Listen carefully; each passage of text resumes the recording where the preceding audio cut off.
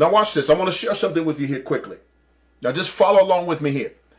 There was a psychiatrist named Robert J. Lifton, and he once taught at the Harvard Medical School, and he wrote a paper back in the 1980s that was entitled Cult Formation.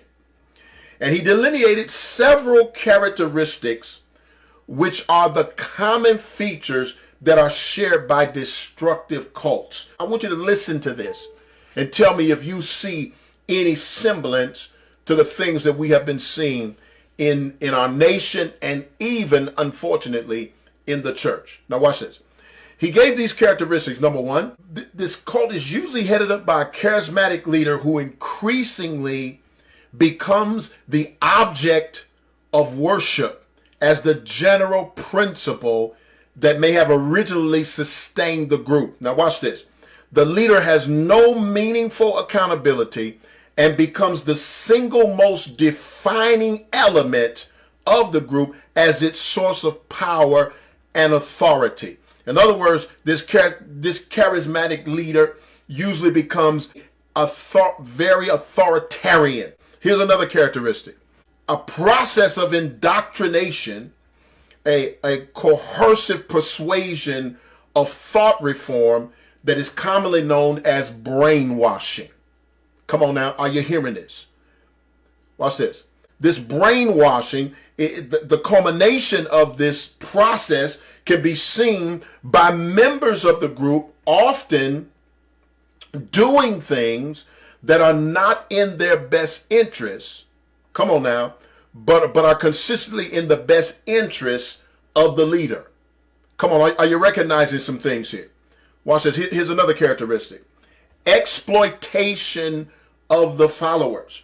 Now, this exploitation can manifest in the form of sexual exploitation, but generally it manifests in the forms of some economic, some financial exploitation of the followers by the leader and his cohorts. These destructive cults, they usually have no tolerance for questions or critical inquiry. In other words, there's no tolerance for anyone asking questions about why you're doing the things you do, why you believe the things you believe. There's usually no tolerance for that. Here's another one. Unreasonable fear about the outside world, such as some impending catastrophe.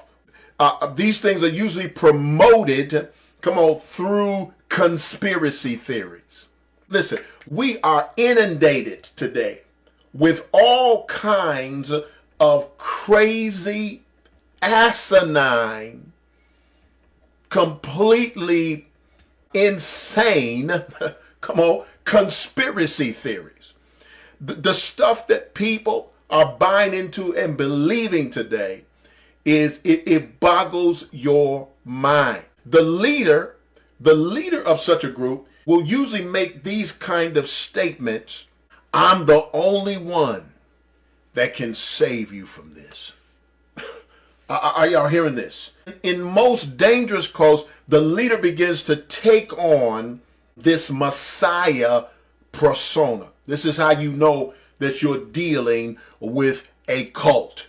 God says, I'm going to break the spell.